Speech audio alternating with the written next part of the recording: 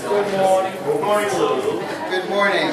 It's my pleasure to introduce this session where my colleague Anne-Marie Katemopoulos is our presenter. Anne-Marie and I worked together at Lincoln High School for 13 years, built a national program there before I skedaddled and she took over for everything. She's taught at Lincoln High School for the past 23 years where she teaches 6 choirs, coaches the singers in the musical theater productions, and serves as the chair of the music department. What does she do in her spare time? She graduated of San Jose State University with a BA in music performance and voice and an MA in choral conducting.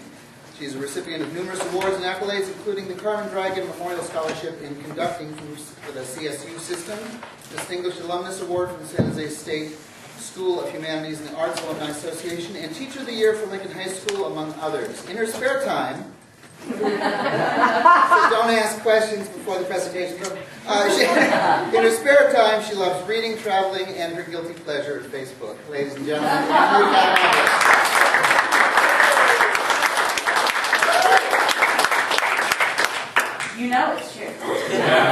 Guilty, totally guilty pleasure. Well, because, you all know this. You're here because you're trying to make your lives simpler. And when I want to do nothing, I just sit there and I read what everybody's doing in the travels and I live vicariously. But I'm talking too much. I got tired of working harder than my singers. And I think that that's probably why you're here. Amen. And what I got was that they like to be empowered. But I wasn't giving them the most important, or I wasn't focusing on the most important tool, which was give them the language skills, because music, this is a foreign language, and we don't have the privilege of, let's do the correct finger position on the fingerboard, or let's, press the right things on my clarinet or my valves on my trumpet, and I'll get the right note. We don't get that. So these skills of teaching them the sight read is more important for singers, I think, than anything else, and we tend to not practice it. So at middle of last year, I think I had a moment where I was like, I have to make this better. So I started incorporating some online stuff. I started incorporating just some thinking about it. I started really listening to them, and I thought this year I would commit to really making them read. But I'm digressing. I'm sorry about this teeny little screen. It's going to get better for the second half, but for now, can you all see this? No. Ish? Okay. Right. Well, maybe this will work. When we sight sing, can you see this teeny little picture? I'm sorry. Yes. We think that they're having the time of their lives when they're sight reading. They're having a good time. There's a picture there, and there's this little young guy, and he's got a baton and a big, beautiful smile. They're all holding the music up, and they're clearly having the time of their lives. And we think that they think that when we sight read. When in reality, what we're really seeing is this from them. They hate it. Am I right? We don't care for sight reading. And I'm guessing that you probably experienced that with your kids too. So, I'm going to go this way. Why do they hate it? Well, they can't do it. So they have this mind block. I can't sight read. Why should I have to? It's too difficult. Have you heard these from your I'm not good at it. It's not an instant gratification, and we are in a world of instant gratification. Here's the news. Here's your Facebook. I just went to the movies and had dinner with my boyfriend. Okay. If they can't get good at it right away, I'm not good at it. But here's the real reason. Why should I bother to sight read when you're going to teach me the notes anyway? And here are the reasons you hate it. We don't have time. The concert's next week. They hate it. I always get angry when we do it because they're not good at it. Why bother? Because I teach them the notes. Right? So, we have to get through that somehow. And here's what we're going to do. I'm incredibly unorthodox. I live my life that way. I'm completely unpredictable. Am I right? Yes. They have no idea what's going to happen every day when they walk in the room. But there is one thing that we have developed in this 186 days that we live. And that is this kind of systematic tool for sight reading that seems to work. And it is based on solfege. So I'm not sure, by a show of hands, are you comfortable with solfege? Okay, and I'm seeing just there are a few that are not. So I figured, knowing that some of you would know how to do this, you know the hand signs, but you might not know the mass sign. You might just do do, re, mi, fa, sol, la, si, do, and you might not do the in-betweens. So there's a handout in that packet that's going to help you with all those in-between ones. But I've talked enough, and you've sat too long, and so have they because they drove up from San Jose to get here today. We're going to have 3 circles, and you're going to be in my rehearsal for about 25 minutes. Good luck. What did I say? Sopranos are going to be in a circle here, and the 3 of you should stick together. And the altos are going to be in a circle back there, and the 3 of you should stick together. And because I didn't bring a balance group with me today in terms of SATV, I have 3 basses with me today. So the men are going to be in one circle, and the 3 of you are going to stick together. Okay? And we're going to live life with Lincoln High School for just a little while. So welcome to Lincoln. Good luck. Seatbelts on. Could you leave everything except the packet because you'll need that. And if you want to push chairs out of the way, 3 large circles. Cell phone.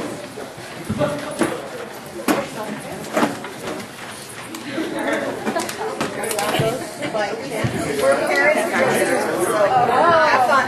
I will. Bless you. Up the winding road. Yeah, I think so.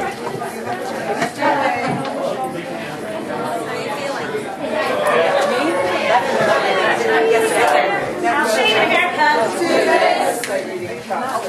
I just taught you one of the greatest things that we do in my rehearsal. Please chatter. Shave and a haircut. When you hear that, that's your instant reaction to know that somebody's going to say something terribly important. You should shut up and say nothing. And if you don't think that that works, I can tell you it's much faster than much faster than that. And so if you don't get anything else out of this today, take that home. Shave and a haircut. And they respond to bits. And if you're shy about singing it, then just say it. Because you hear that instantaneously my kids will just react. And they really will. Even the noisiest, chattiest of people, right, Tiffany, will stop. Actually, Tiffany's lovely in rehearsal. She's really, look at her. She's, wait.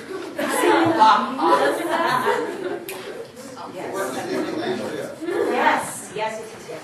All right, so put down your packets, please. And we're not going to spend a lot of time vocalizing, but we have to do one. So can we start with sing, sing, sing, sing, sing, sing, sing, sing, za, za, za, za, za. While my singers do, please copy. 3 and sing, go. Sing, sing, sing, sing, sing, sing, sing, sing, za, za, za, za, za. Sing, sing, sing, sing, sing, sing, sing, sing, za, za, za, za, za. Sing, sing, sing, sing, sing, sing, sing, sing, za, za, za, za, za. Sing, sing, sing, sing, sing, sing, sing, sing, za, za, za, za, za. Sing, sing, sing, sing, sing, sing, sing, sing, za, za, za, za, za. Sing, sing, sing, sing, sing, sing, sing, sing, za, za, za, za, za. Sing, sing, za, za, za, za, za, za, za, za, za, za. Sing, sing, sing, sing, sing, sing, sing, sing. But I need za, za, za. More za. Yeah. 1, 2, 3. Sing, sing, sing, sing, sing, sing, sing, sing, za, za, za, za, za. Sing, sing, sing, sing, sing, sing, sing, sing, za, za, za, za, za. Sing, sing, sing, sing, sing, sing, sing, sing, za, za, za, za, za. Sing, sing, sing, sing, sing, sing, sing, sing, za, za, za, za, za. Sing, sing, sing, sing, sing, sing, sing, sing, za, za, za, za, za. Sing, sing, sing, sing, sing, sing, sing, sing, za, za, za, za, za. Starting with an S.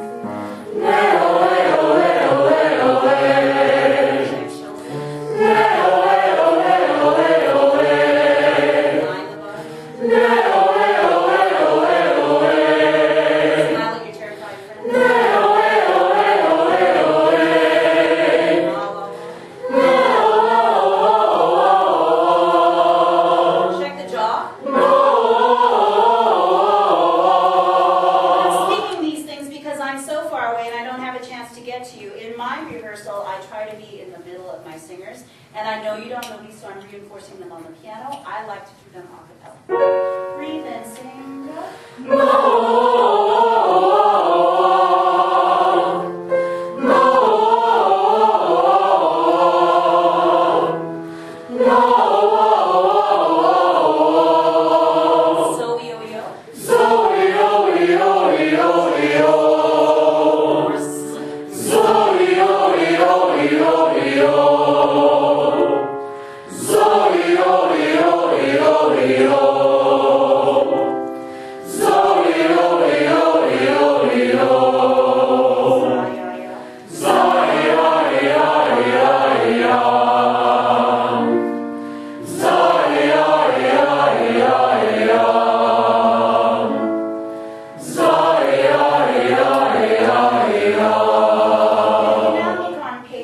2 of your handout.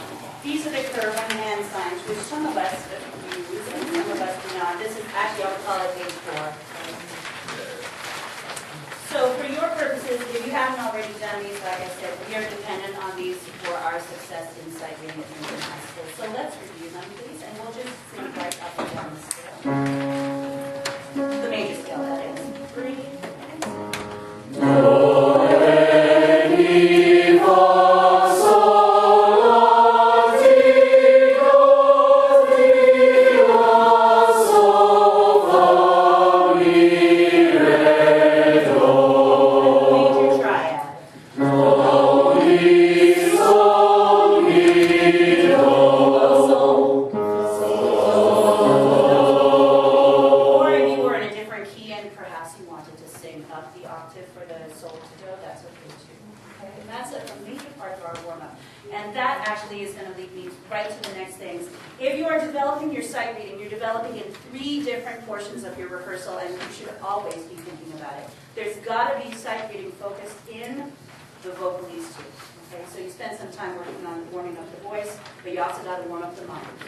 So we have a few that I like to do with the kids. They like to do them too.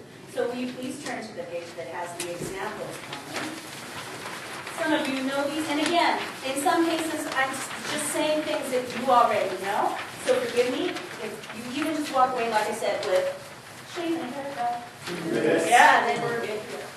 So let's start with the first one. We'll go nice and slow. About the hands, there's another thing. Because it's part of the warm-up for me, we have stands in our rehearsal. I don't use risers, and I don't use chairs.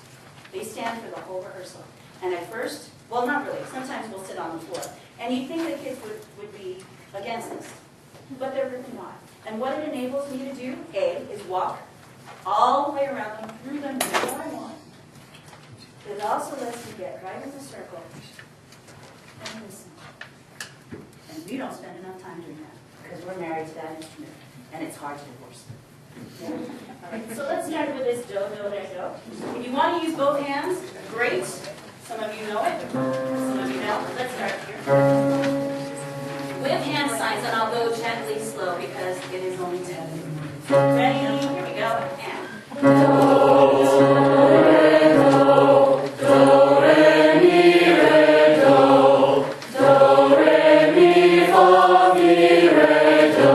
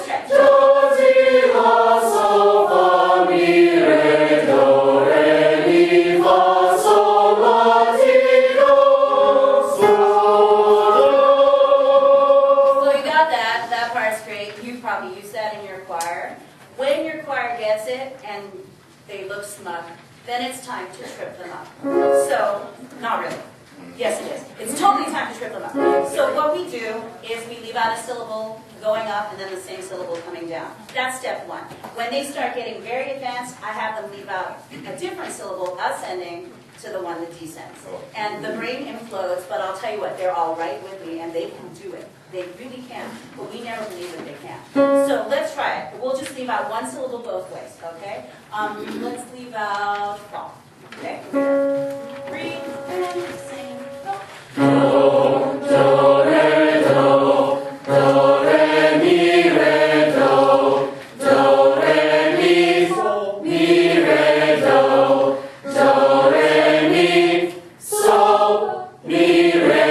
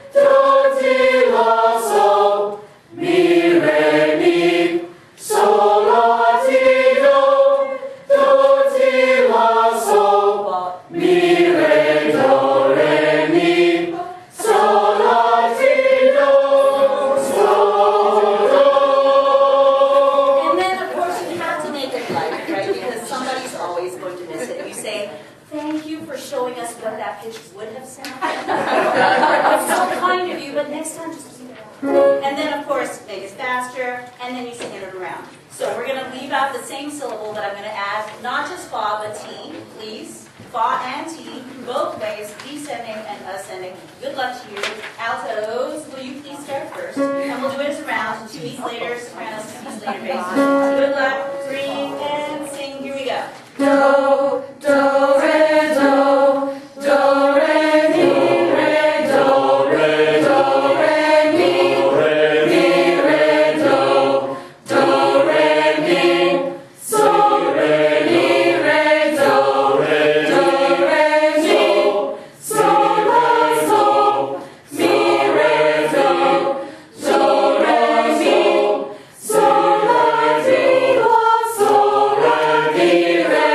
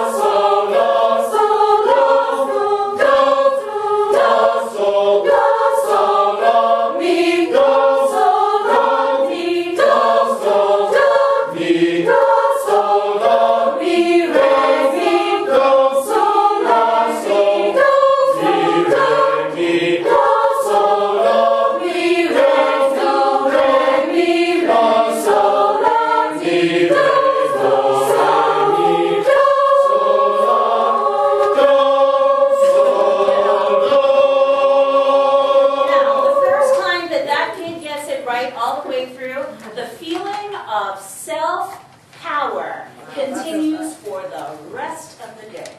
It is so magical. And you see them, they're bouncing up and down. I did it, I did it, I did it. The rest of the class is looking at them like, we got it in February.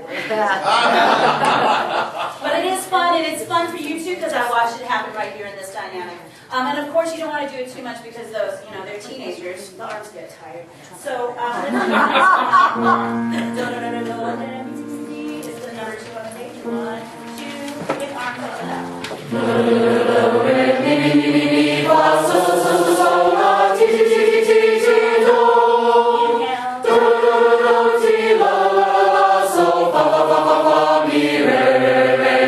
Beautiful is around, so let's try it that way. This time, bass is really close, and then let's hear from the sopranos and then the altos. And sing.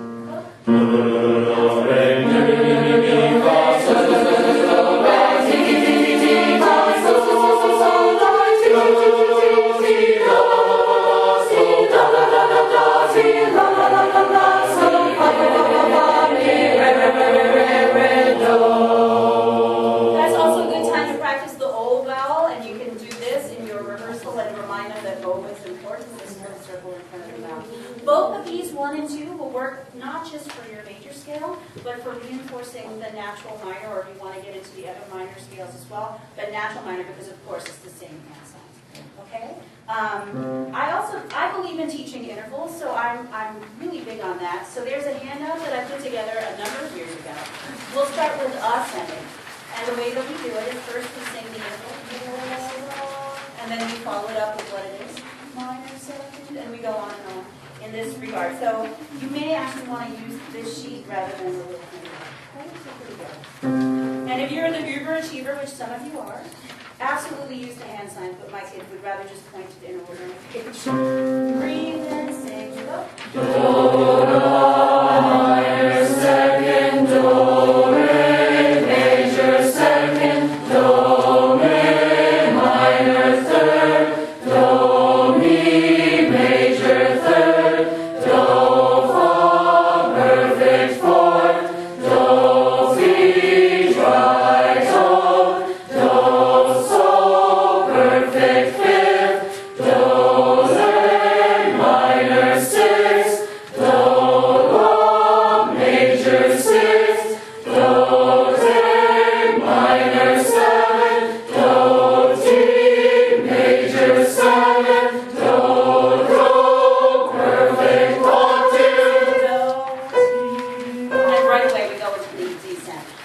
get the idea. This, I never do as a round. You probably could do it as a round, but I think brains would have flowed all the way around. By the way, the reason for circles is about to come at you. They can hear better their own part when we're rehearsing in circles. And so we spend the majority of our time, not in warm-up, we're in one big circle most of the time, right? Yes? I think. And then when we do these little exercises that we've just been doing, that's when we get into smaller circles so we can hear each other better. I should also say I don't do all of these every day. I'll pick and choose what I want to do. In some cases, if I know that something's coming up where we are needing to reinforce a chromatic scale, I'll do what we just sang instead. You know what I mean? Because if you do it every day, yes, you're building some things, but you're also building boredom, and you don't want your choir to go to this place where there are automatons. You know? Because you can go to Disneyland for that. Okay, I want to talk a little bit about, if I may stay in your circles, but about what happens when you have a beginning choir. And they don't know how to read music at all. And so our first inclination is, let's give them every tool, and let's start at the beginning of the year, and we'll teach them theory, and then by about the 14th minute of class, 2 episodes of Seinfeld have passed in their heads, and they're thinking about Facebook and Tumblr, and what else are you guys doing? Snap, oh yes, definitely Snapchat, and some of the phones have gone off. And if you try to do too much with them, you're crazy, and you've turned them off. So when I first start solfege, I start with 2 syllables. I start with sol and mi, because those are the 2 syllables that they hear on the playground. I call it neater, neater, neater, and in fact it's one of those, right, that minor third. So when I start teaching kids how to read, I always start in the air. So if I stand here, can you all see me? If I sign here, can you see? Yes. Okay. So we did a little bit with Marcia Patton's first workshop. Remember how the people were doing the solfege in the air? So will you just follow my hands, please? And we're only going to do, put your hand up. We're only going to do 2 syllables. That's it. Good luck. Ready? So mi, so mi, so mi, so mi. No, that's how I teach them to do a rest. You can keep singing loud. Ready? Yeah, so mi, so mi.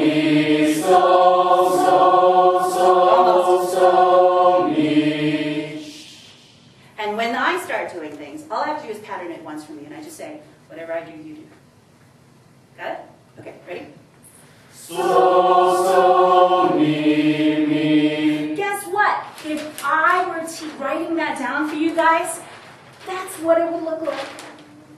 And that's how I end day 1, and I don't do anything further than that. And then I say, okay. Would you just sing this for me? Ready? Go.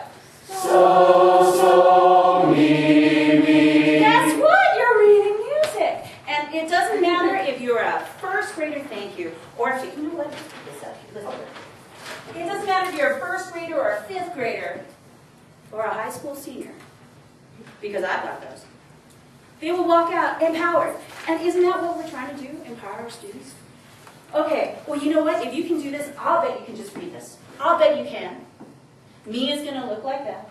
Sol is going to look like that. Ready? Go. Mi, mi, so mi. I didn't have to teach you that, and you know how to read music. Yay! Okay, let's go into a piece. And at that point, you don't try to teach them any more than that today. If they have to spend the rest of your rehearsal learning rote music because they're learning how to read, then that's what you do. But you give them that tiny little bit of success. And then the next day you give them more. And more. And by the way, I use a pretty specific pattern of solfege. And we're going to take a moment after we're done with this, and I'll give you a bunch of other crap. But I teach a very specific pattern. I start with sol mi. I add la. Then I add do. Then if I'm feeling really great, I'll add re. So that you have that pentatonic scale. Then when I'm feeling really like they can do it, I add T. And last for me is fa. And if you come from this system of solfege, you may do something similar. You may do something exactly like that. You may do something radically different. But here's what I find. Kids that start in that pattern are more successful in that. Okay, so again, Give them enough success so that they leave your room feeling great about their reading. Because we don't do that. We normally let them leave the room feeling crappy about their reading. You know? Okay, let's see. I gotta get my notes. I did this session at CMEA, and the first thing I did was promptly lose my notes. So I think we did right. I think we spent the first 5 minutes looking for my notes. Oh, it was awful. All right, let's see. Well, now we're going to do the sight reading. So here's where I'm going to pull my group into the middle, and for a moment, if you could just hug the sides of the room. We're going to demonstrate this little philosophy, the one that I've been talking about. And you're going to get to look on, because of course I gave you that example.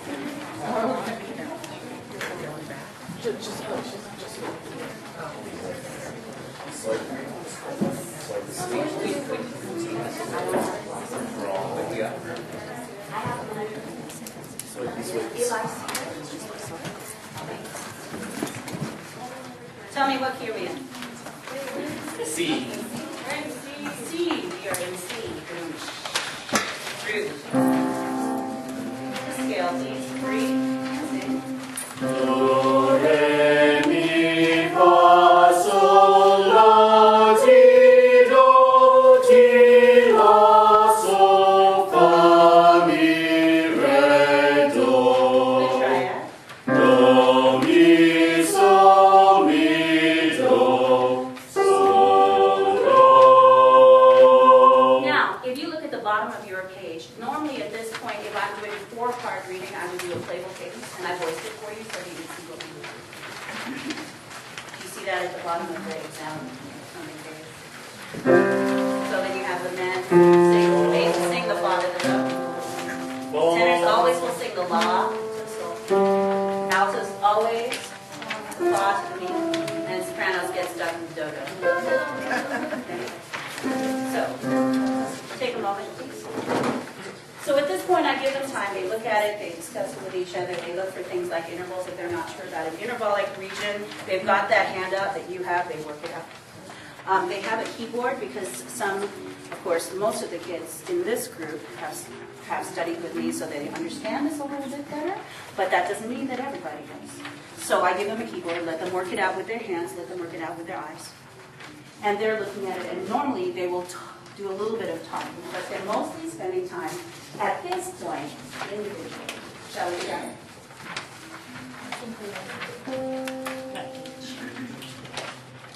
Point 1, 2, 3. Do, re, mi, fa, sol, mi, re, mi, mi, fa, sol, sol, mi, do, do. Now, there are some notes that were out of tune. There were some vowels that weren't particularly fabulous, but the response will always be, you guys, it was really good. It was really good. Because they haven't sung all summer, they haven't sung together. There are a lot of freshmen here, 2 seniors that just graduated. And some of the people that they're normally used to, we have 6 in a section, 7 in one. This is scary. And they're singing in front of people that do this for a living. So right now, there's some hearts that are going, okay, discuss go. Now, they did it pretty well, so there's probably not very much to say. But there might be a, well, let's talk about the fa to the do. This to this. Going from here to here. I know it's so. Sorry? Because it's. You know what, when we get everybody up to do it, we'll do it for you. As soon as we're done with the triad, we said it because that 4-1 cadence is so present in most sight reading, especially in CDA, very difficult for them. And?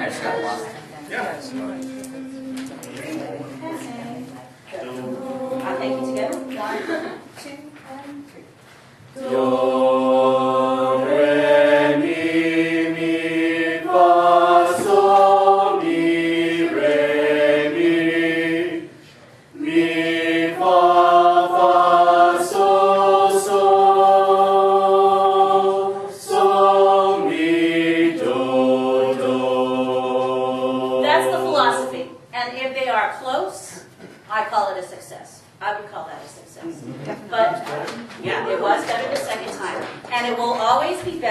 because you give them time to fix it. And you notice I didn't say a thing.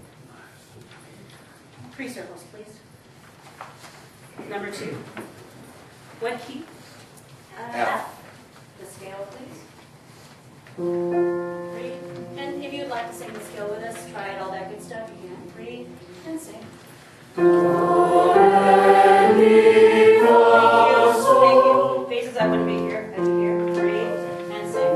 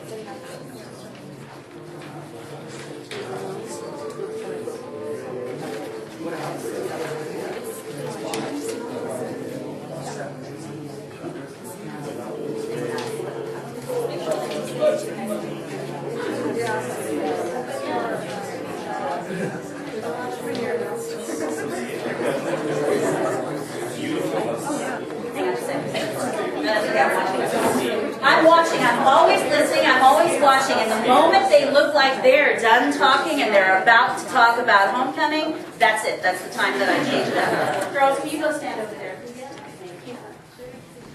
So I'm always listening, and you can tell by the sound in the room. When they're discussing something and they're working on an interval, there is a different sound, and once that sound changes, that's when you start, which we're about to do.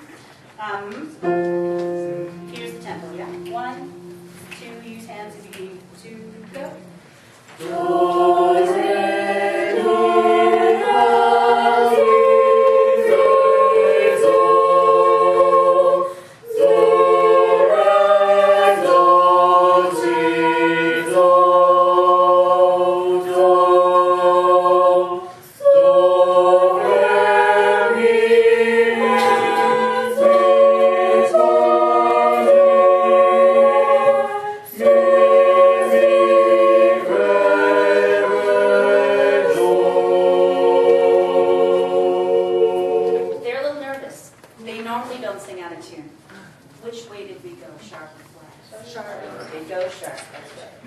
Discuss.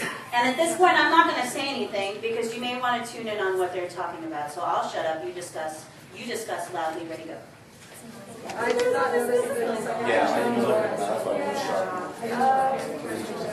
Everything else. Everything else. There aren't really any jumps Fine. that would throw us off. We got sharp. But I think it was really yeah. You can always do I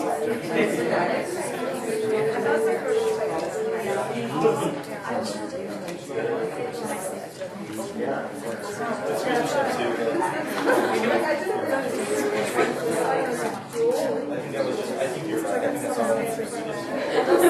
In measure 6, the other 2 parts have a half step, and we're just taking a half. Okay, so just make sure we're strong with Again, 3 and 1.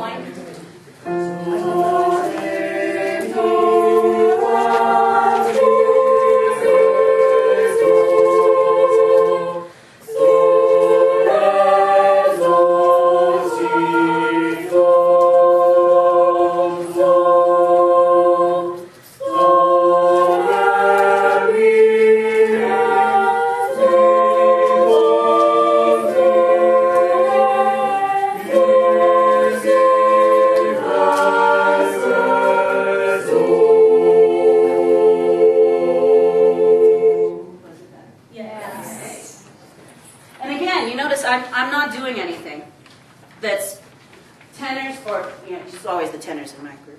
They're not here, so I'll totally pick on them. Tenors, you need to fix that. That's not right. I would walk around and I gave 2 prompts. I said, one of you needs to sing softer. And I said, you're a little nervous that time. Could you breathe a little lower? And I didn't touch you guys at all because I saw you discussing still. Yeah. So if I have something that I need to say and I don't hear them discussing it, because I'm usually listening 4 ways, because I'm in the middle. If I don't hear them talking about whatever's wrong, I'll just, could you fix that? And as you heard, it was significantly better the second time. Yeah, pitch was better, vowels were better.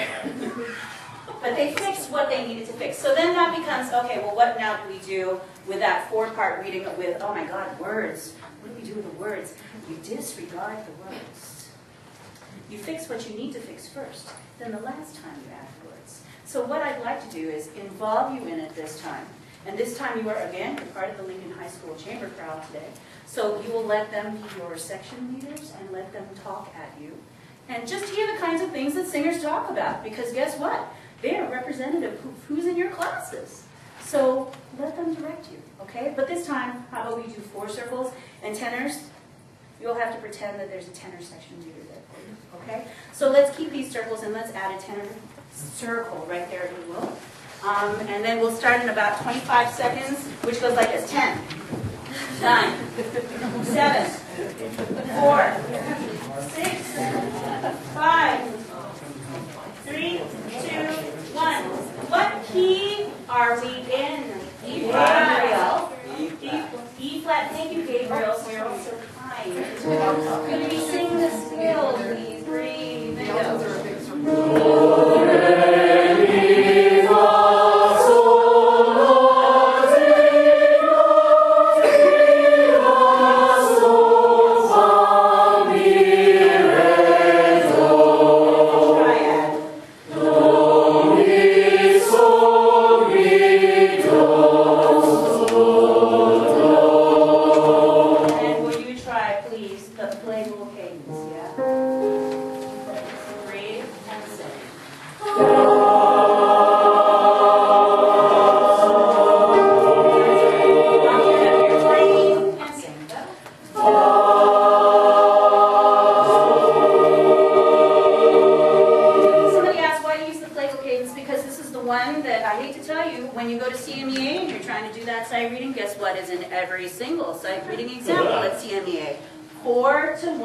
And we don't rehearse it.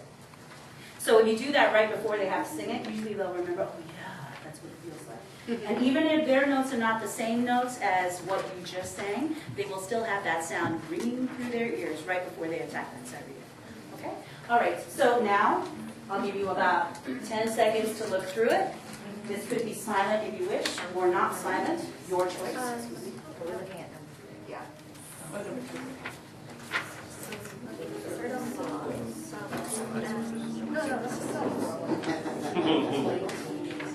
Oh, it's, yes. Okay, so did it.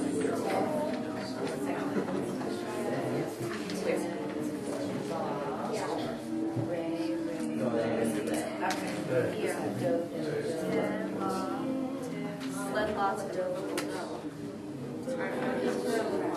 Yeah.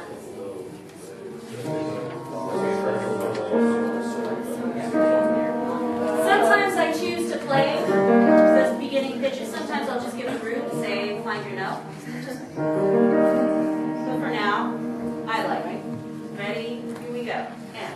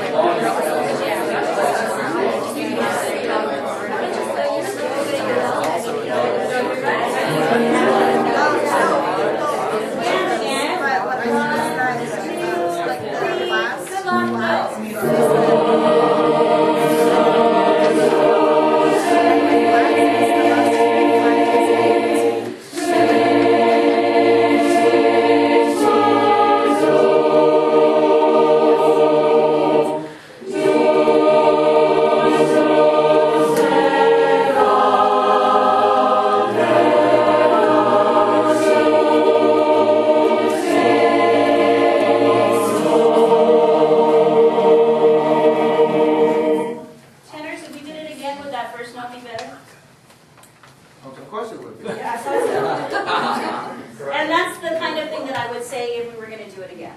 Okay? And of course, you're all, you're readers. I know some of you are looking at these things for the first time and trying to work it out, and that's fine. And that is exactly what's going on in your choir. You've got the beginners, and you've got the kids that are very good at it. And why not give the kids that are very good at it the power to do something besides, oh, it's just lead. Here's what lead sounds like. Here's what lead looks like. Here's how I worked out lead. And when I first started this, I prompted them. What would it be if we were in the normal key? It wouldn't be lead. It would be law, right? And so take out your interval sheet or take out your keyboard, and I would work through it with them. Because, again, you don't have to do it all in one day. You don't have to teach Theory 101 all in one rehearsal or 1 week, especially not the first week of school. Their brains will implode, and so will your blood pressure. It's just not worth it. So give it to them in little pieces. Yeah, you have a lot of keyboards that you use? Oh, yeah, you've got one too. I put one in your packet. Oh, this kind of keyboard. Yeah. Okay. Because guess what? Not every kid has a piano at home. I'm at a school where we have 70% free and reduced lunch. We don't have pianos at our homes. We don't have keyboard, but everybody's got this keyboard. It's something. Any questions so far? Yeah. So all your students readily identify the key signature, or what? Oh key no. we're in? Sometimes it's What's happening there? when it's, you know what? I'll talk while you come back because this next part is going to be me talking up here. But I just wanted to show you the system that I know works for my students. So let's get back in our big semicircle.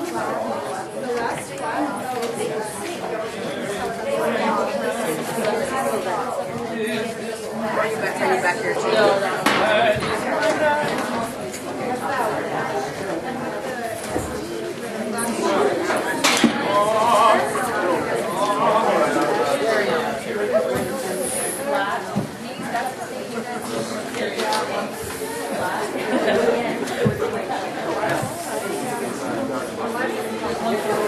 The system that we just used, I use in all parts of my rehearsal.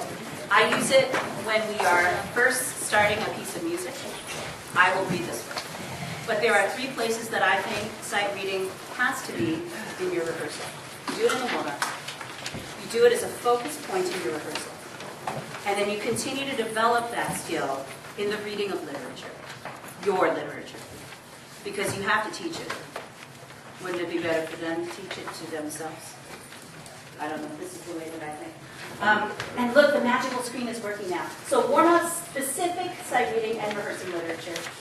The basic philosophy is you have to do this every day. Now, you don't have to do 20 minutes worth of stuff. If you only have time for 1 4-measure example, that's your sight reading for the day, hoopa, good for you. But don't let it go. Even if it's just 1 minute of your rehearsal, it's the best minute you'll use. Have very realistic expectations. Don't expect them to enjoy it as much as you do. Because let's face it, sometimes we don't enjoy sight reading either. I can tell you this for a fact because I was sitting the first night and I was reading and I couldn't see and I was under no light and I thought to myself, man, I'm not enjoying this at all. And some days, or somebody's broken up with their boyfriend and they're not enjoying it either. So have realistic expectations. Some days, some kids will be great. Some days, the group will be great. Some days, it will suck, and that's okay too because you tried it.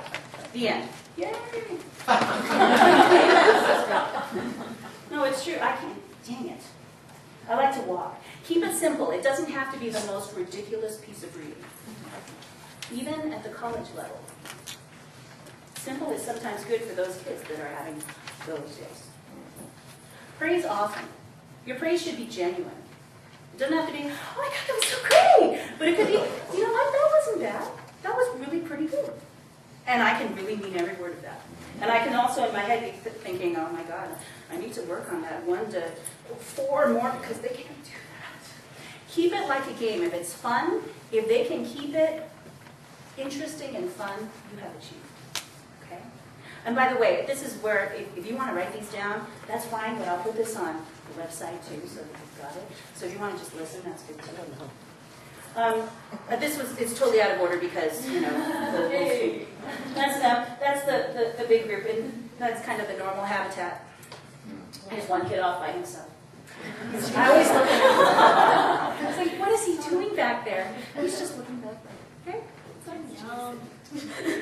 me when I think of sight reading. Okay. In the warm-up, you have to do the solfege exercises. You just did those with us. There's one that we didn't do, and that's the reinforcement of the triads. And again, in a sight reading situation, when you have to do it for that score, that terrible, terrible score, often you will have, let's have intravolic, come on, what am I trying to say? Inversions, and they can't sing them in tune. In fact, there's one women's example that I did like my first or second year of CMEA. I remember that piece of music. I remember where the triad was on the page, and my girls couldn't sing it, but they can now. Anyway, inversions, there's an exercise in there that we didn't do. So that'll work for that. You have to do those with them. The hand signs are a mandate in the rehearsal. You saw that my kids don't do the half steps. They just do do, re, mi, fa, and sol, and etc. But that's enough for them. Interval practice, you did that. The air reading is this, where I did it in the air and I teach it this way. If you want to continue and have a week's worth of that, that's great. Then you can get the kid to come up and look at the exercise and have a kid do it. And boy, once that kid achieves with that, again, they leave your room feeling like $1 billion. Isn't that why we teach? Singer strategies. Here's what we normally do, and you just did it with us, I think. You scan through and you look for the measures with the most ink first. If you're in a sight reading situation, or you look for the measures with the accidentals. And you get those worked out first. Because if it's a measure of do, I don't have to spend my time looking at that. Point to the notes. This is a total moral mandate. There's something about pointing to it, this kinesthetic action of pointing, that makes us more accurate. And there are two topics that are really important to me. One is, if you point, you will succeed. The other is, we are at an age where we're talking this way and we're losing the value of vowels in our rehearsals. And if I ever go on to do my doctorate, I don't know, I'll fix those somehow. If you point to the notes, your vowels will be there. I don't know. You've got to look ahead as you're reading. 1 note to 2 notes ahead. You have to use good vocal technique, because you know this. You put a piece of music reading in front of them, and all of a sudden, everything you've ever taught about great technique, vowels, breath control, all that.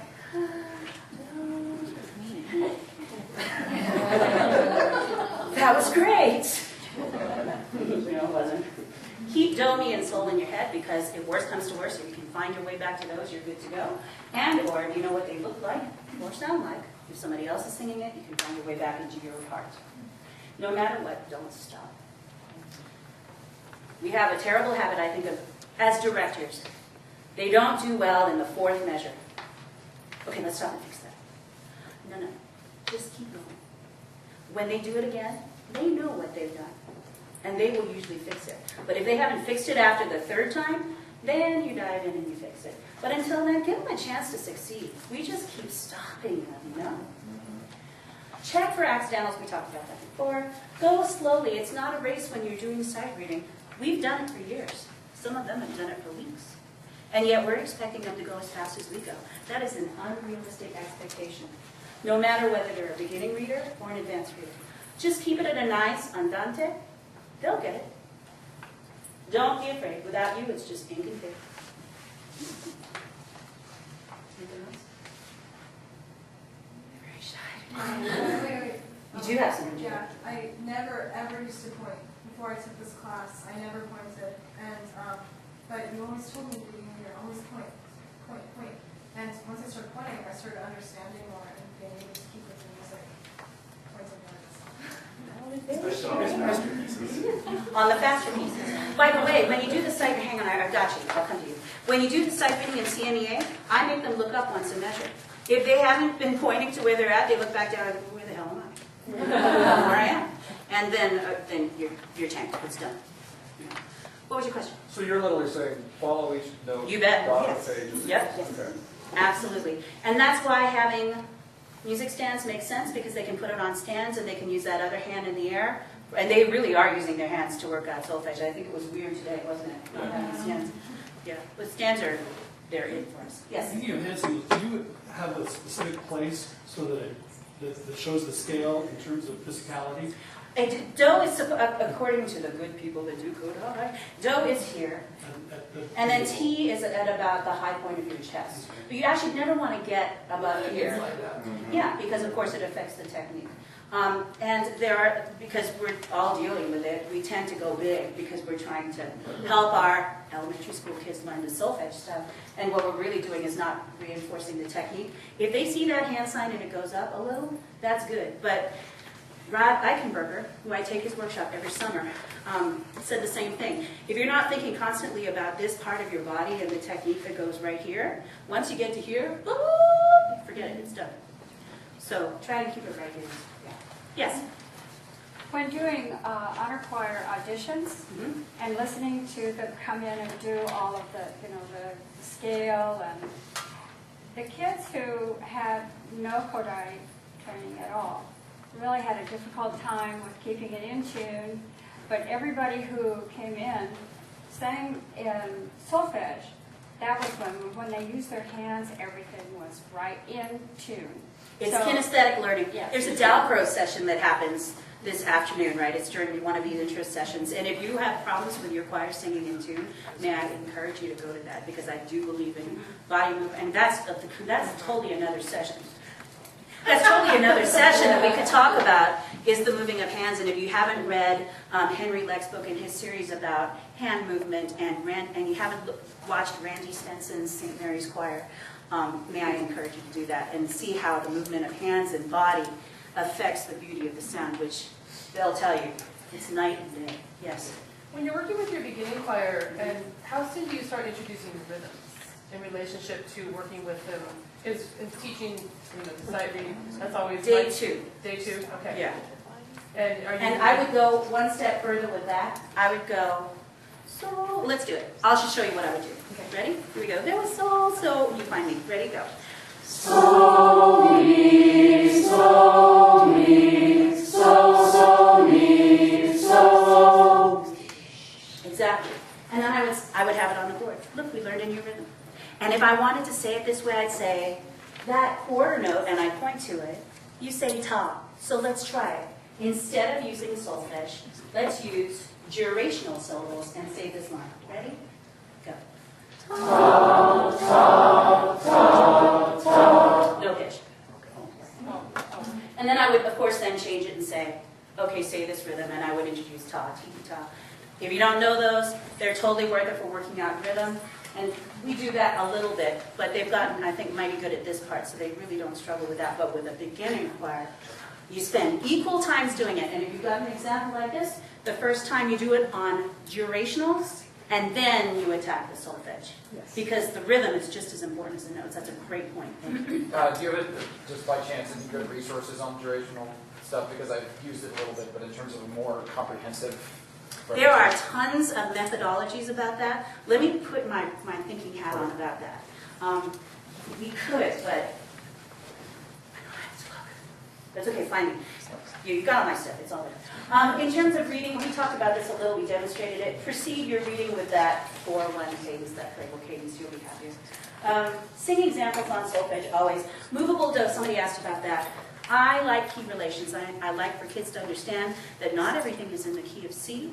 If you have fixed do, they'll never think of it as anything except changes of the key of C. But if you have movable do, they will start understanding, this is the introduction, isn't it, to figured bass. So you have to be able to teach them, always movable do for them. And they're not thinking, movable do, which is solfege. Insist on pointing, it does make them more accurate. We did talk about that. I'm just reinforcing the things that we've been talking about. What was that? Take a reasonable tempo. When I'm teaching beginners or intermediates or advanced, it depends on where we're at. If I'm going through a specific, this is the way I specifically do it. When I first start, I play everything with them. They need me. It's too early to challenge them. They're beginners. And yet we're trying to treat them like our advanced choraleers. Unreasonable expectation. So play with them. Then start backing it out slowly. After that, just play the strong beats. 1 and 3. After that, back it up. Just play beat 1. to make sure that at least at the beginning of the measure, they still are remotely in the right key, in the right place. Then just play the notes that you think are problematic. Then do it out. Okay? Now I'm not talking about the same piece of music. I'm talking about the progression in the semester. And then don't play anything at all. Just give them the groove and let them work it out. And they will. You don't believe they will, because you're looking at me like, lady, you're cracked. But it's true, they'll work it out. And then when they're wrong, what do? You stop and say, you know what, tenors, you just sang a sol. It's really fa. Could you fix it? And see if they can do it. And then if they can't do it, then you bump them. And you don't nail them. Oh, I can't believe you guys couldn't find the fa. So what did you just do to your blood pressure? What did it do to their wanting to sight read? Man. Screw you, Katemopoulos. If they're laughing, they know it's true. Again, with no judgments. If they have a terrible time, let's do it again. Smile. If it's particularly bad, our tendencies as directors, perfectionists, is to get angry. Just laugh. That was bad.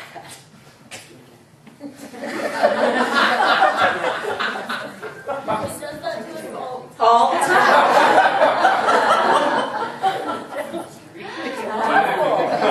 God, that was bad. Let's do it again.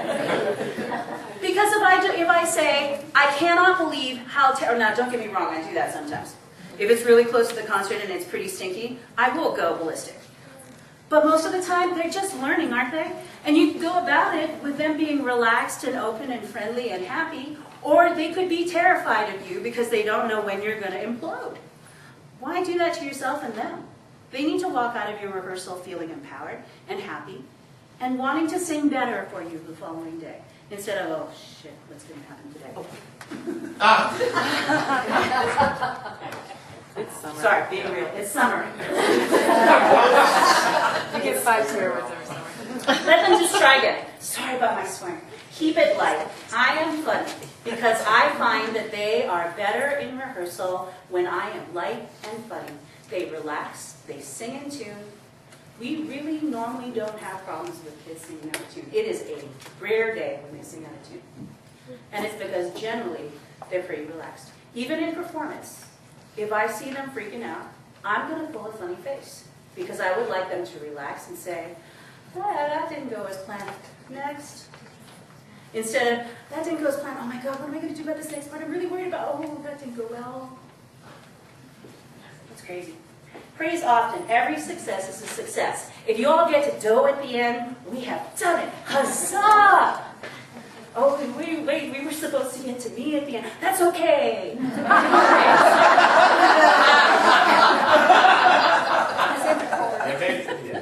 They made it to the end. Look, nobody died. Actually, there are times where I say, look, nobody fainted, nobody died. It's all good. We're good to go.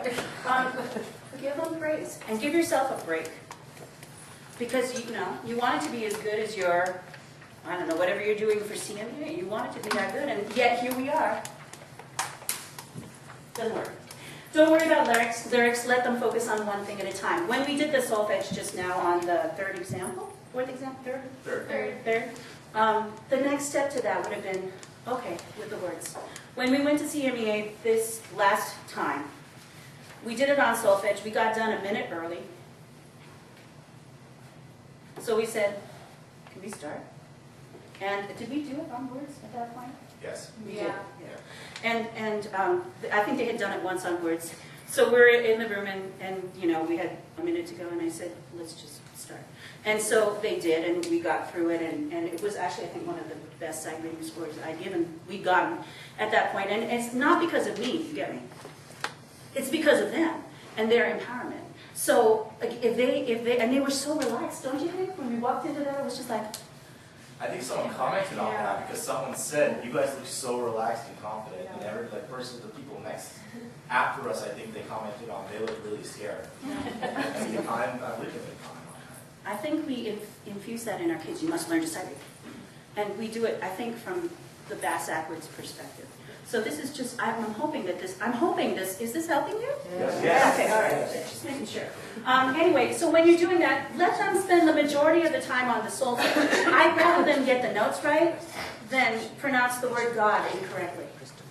You know, there's in those little simple examples, they're not very difficult. Those words are pretty easy. It's homophonic rhythm. Oh, I need to talk about homophonic rhythm. When you're first starting to teach examples in more than one part, make sure it's homophonic rhythm. Please, please don't give them polyphony.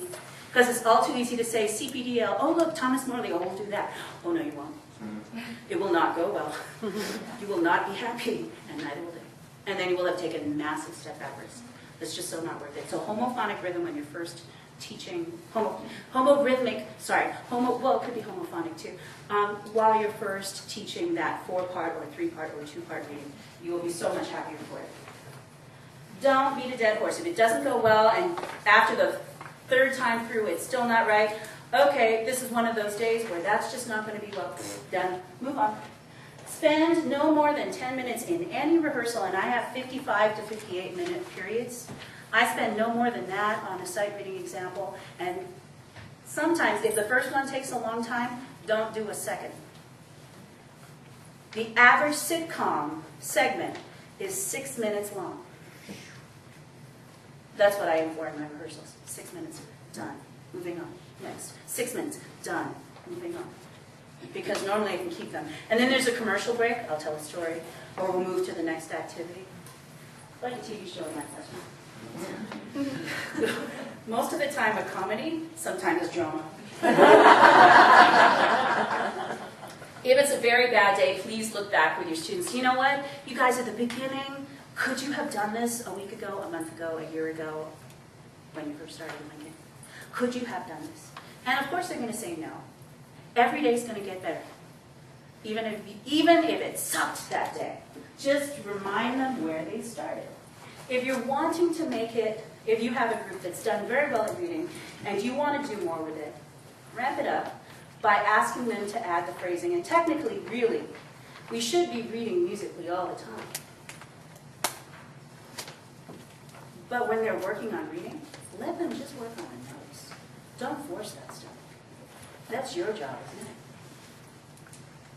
So keep it simple. But if you want to ramp it up, do that. When we're doing a more sophisticated sight reading, I do talk about sequential passages. I talk about imitation. Did you notice that you have this phrase here? Did you notice that this is a 3rd higher, but you're singing it, or a 5th higher, or whatever the case may be? And I'm pointing these big things out to kids because they need to know if it's more complicated. And when would that happen? Not before you start. When they can't get it. Oh, look at the alto part. Do you recognize it? That's all you have to say. They'll figure it out. If you think that it's all good and they're doing great and they're bored and they want to start, try the right tempo. Maybe andante really should be vivace. Okay, don't do it vivace. But think andante allegro. Push it a little faster. Add the lyrics at the end. In the rehearsal, you notice that we rehearse in circles. That we do that for sight reading, we do it for part singing. The way that we just did the reading is the way I approach my rehearsal. And you remember at the beginning, I said my whole goal was to try to make it so I was working less hard. Lou introduced me, I have 6 choirs. Guess what? They're back to back. So I start at 8:45, I finish at 3:50. And at lunch, what am I doing? I'm not eating. I'm working with kids. Or I'm listening to somebody's problems, or I'm trying to figure out, or I have a meeting, or blah, blah, blah, blah, blah. You know this. I'm talking your talk. If I'm working hard by the end of the day, oh, and then I have musical theater after for 2 more hours. If it's a music day. If I'm not thinking smart, if I don't rehearse like this, now I have a voice when I walk out at the end of the day. Didn't used to. Rehearse in circles, because then they can discuss and it's easy. The first time you have a piece, treat it like the sight reading that we just did. Even if it's not perfect, even if you have to go 60 for the quarter note, treat it like your sight reading. Give them time to debrief. We want to be in there, we want to fix. Why not let them fix? Sometimes they find things I didn't even hear. You know, you don't have to be the expert all the time, just 90% of the time. They won't be able to think as fast as you, so give them time to work it out. It takes kids forever to work out intervals. Let them have time. Because you see, in the end, when you finally have, oh, I'll talk about CME in a sec. When you finally have that, all the time that you spent investing in sight reading, you will have gotten back times 1 billion, because you can make your way through all that literature, some of it far faster than you ever thought was possible, because they can read it. And you don't have to say, again. Okay? Success at CMEA. You can either read it through, or you can start at the end and work your way backwards, or you can look for the section that repeats. Normally CMEA examples are strobing. So you could do that. Either way, have a timekeeper. You don't want to be thinking about time. You want to be thinking about music. Let somebody else in your group think about time. Pick the best singer and let them keep the time for you so that you know how much time you have left. Okay, this is for all of you that are scared to death of that CMEA stuff. I'm guessing, do I have anybody like that here? No? So I can, okay, all right, good, I'm going through. Do the same things. Make sure students are pointing and looking up once a measure, because they have to see your musicality. Yeah. Conduct musically, and that should be a mandate anyway. I mean, why not do that, right? They're doing the work. Whoa, look at my hands. Even if you haven't been working on phrasing, do it. Do not talk. Let them sing. Don't be one of those choir directors that gets up, oh, we're in the key of F, and well, how many flats does F have? If they don't know by that point, it is what it is. And You know? can I say something about that? Yeah. I judge CMEA in sight reading, and it is not a time to teach. It is not a time to say, what key are we in? What time is this? No. Tell them, fast, bam, bam. You only have X amount of time. Get it through. You've already done the teaching. What she said, don't talk. Lead to the 7-minute rule. You notice that when we were doing it, I really wasn't talking a lot. 7 words or less in between. Give them the instruction, tell them where to start. Okay, let's do it again. That's all you really need. Your singers will be able to. Right? Student will be able to. Copy this down. Get through a lot more music. Faster. You'll talk less. They'll be happier. You'll be happier. The end. Be more independent. They will do it. They will do things that you never thought were possible. They will gain self-confidence because they're not being told what to do. They already know. They will feel so accomplished. The one thing that the kids that are now out there always say, thank you for teaching me how to read. The kids that we are so lucky, we have kids that are working professionally on Broadway. We have kids that are working professionally as teachers. We have kids that are working professionally as musicians. They always will come back and say, thank you for teaching me how to read. That's the most valuable thing you can give your kids. But instead, what are we doing? Oh, let's work on this piece of music because it has to be perfect for the concert. No. Let's work on making them musicians. That's the most important thing we have to do. And you'll teach less for more results. There are so many resources. They're in the handout. The examples that we did today, they're from the first website. Again, copy it down if you need it. I believe in teaching music theory. You have to. It's hand in hand. That could be a totally different session on how to incorporate theory into your rehearsal. You have to give them physical, written examples. We do a lot of online stuff. SonicFit.com, if you're only copying that one down, go check that out. SmartMusic.com. SmartMusic.com, go check that out. That one's fantastic. Books. There's a great new book written, I have to look at the name of it. Oh my God, it's not even on here. Solfege and sonority. Yes. Yes. Oh my God, I have to do that for the next one. Shame on me. All those things. Okay. Bad me, I didn't check that. I didn't check the slide. Okay, it's on there. Definitely check it out. It's a methodology for how to teach it. Totally believe in that. All these things that I've talked about, I've used. Do I use them all every day? No. I use what I know that group of kids needs. Sometimes it'll be the same, all 6 choirs. And do you think I do sight reading in all 6 choirs? You bet your sweet bippy I do. Those jazz choirs, they do it too. And guess what? Those jazz choirs need it. Oh my. Oh, do they need that sight reading? There's so much. I mean, I could go on and on. I'm so excited and passionate about this, but there's one thing I just want you to take away. And unless you practice it, as much as you practice that music, you won't have given them the most important tool. So please think about that. If you can, squeeze that 4-measure example in every day so that they can walk out feeling good about one thing a day. Oh my God, I can breathe now. This is more than I normally talk in a day.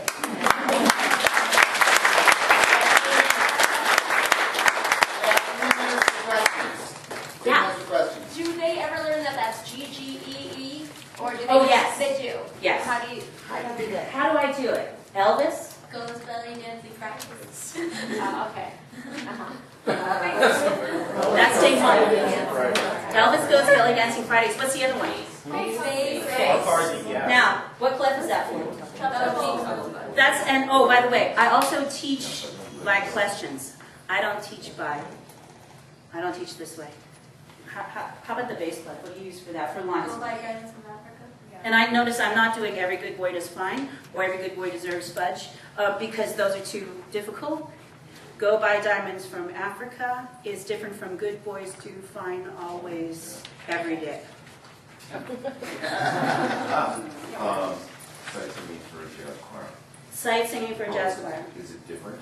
I actually use the literature far more for them because that is the most difficult sight reading that you will do. But they do this as well. Right. They do everything that you just did. You teach by asking questions, but do you ask corporately or do you ask individual students? Depends on the day. If I've noticed that somebody's, I quiz every week, by the way. If I notice that somebody's had a problem with identifying identifying fall or feet, I'll say, David, could you help me with that? What do you think the answer to that is? So I'm reinforcing what I know that they screwed up on the quiz. And then if I still see David going, then I will pair him up with a kid in the class and say, you know what, I think David needs reinforcement here. Can you help? And if David's, and I just kind of keep a gentle tab on them because if I'm walking around during sight reading, I know exactly who can do it and who's not. Yeah. How do you give quizzes? What are they? Written, usually. Yeah. Yeah. Written quizzes, and I generate them based on what I am trying to study. I have a course of study that I do with all my choirs at the same time. Even the advanced kids need that same theory because I will always have kids coming into advanced choir that have never sung in a choir. I have one this year. He's right there. He's a fabulous trumpet player. He's never sung in a choir before. So these are mostly based, theory-based quizzes? Yes. Okay. Definitely. Yes. I noticed that you use a hymn as an example. Do you use hymn books to get Oh, yes. Remember that slide? Remember the one where the faces of the kids? Wait, no, it's big now. I have to show you because it's just so dang funny. By the way, you have to keep calm and keep singing. No matter what, it's going to be fine. Wait, I have to show this to you because it's just so funny. This is what you think they think, right? So I'll say the word hymnals, and this is what my choir faces change.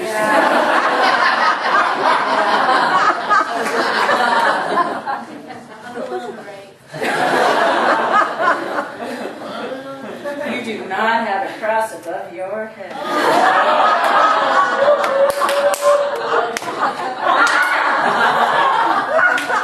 You gotta keep it light. If you keep it light, Tiffany's gonna have a better poor Tiffany. I promise I'll be more Rachel next time. Okay. Even after all the sight reading with your jazz choir, you still getting notes for them? Yes. Okay. You have to. Yeah. You know, you're doing it for success.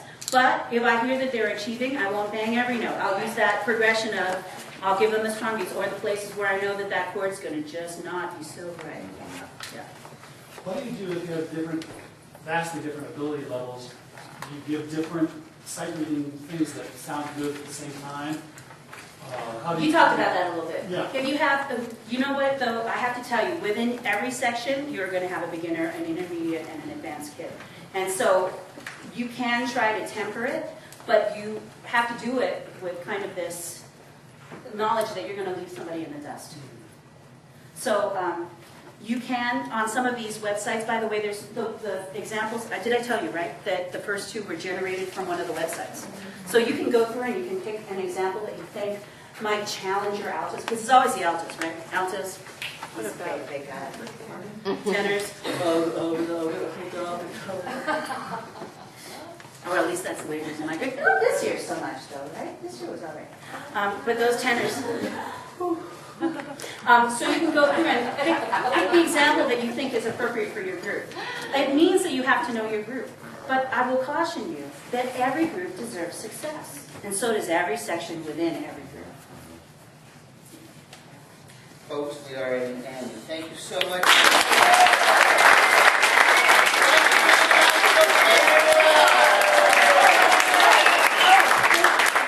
There are two people that we really have to thank. These kids did not spontaneously come up here. There are two moms that drove them this morning.